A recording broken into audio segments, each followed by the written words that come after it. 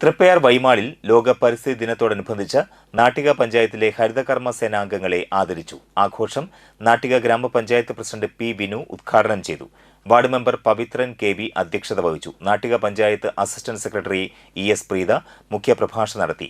കൃഷി officer Shubha, BEO Deependu, Sindhu A S., വൈമാൾ ജീവനക്കാരായ മെവിൻ സേവ്യർ, ബിനോജ്, റഷീദ് ഹംസ എന്നിവർ പങ്കെടുത്തു.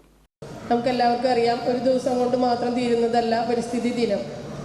അത് നമ്മൾ എന്നും നമ്മളുടെ ജീവിതത്തിൽ ഉൾപ്പെടുത്തിക്കൊണ്ട് നമ്മുടെ ഭൂമിയെ സംരക്ഷിക്കാൻ വേണ്ടി എല്ലാവരും ഒത്തൊരുമിച്ച് പ്രവർത്തിച്ചെങ്കിൽ മാത്രമേ നമുക്ക് നമ്മുടെ ഭൂമിയെ സംരക്ഷിച്ച് കൊണ്ടുവരാൻ പറ്റുകയുള്ളൂ.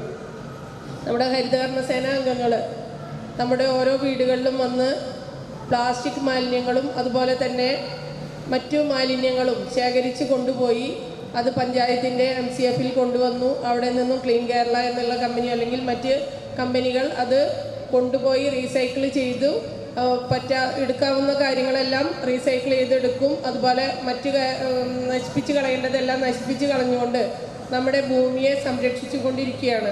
അങ്ങനെയുള്ള നമ്മുടെ താഴെ തട്ടിൽ പ്രവർത്തിക്കുന്ന ഹരിതകർമ്മ സേന അംഗങ്ങളെയാണ് ഇന്നിവിടെ വൈമാളിൻ്റെ നേതൃത്വത്തിൽ ഈ പരിസ്ഥിതി ദിനത്തിൽ ആദരിക്കുന്നത്. നിങ്ങളോട് പറയാനുള്ളത്, ഓരോ ആദരവും നമുക്ക് കിട്ടുന്ന ഓരോ അംഗീകാരം തന്നെയാണ്. പക്ഷെ അതോടൊപ്പം തന്നെ നമ്മൾക്കുള്ള ചുമതല കൂട്ടിത്തരികയാണ് ചെയ്യുന്നത്.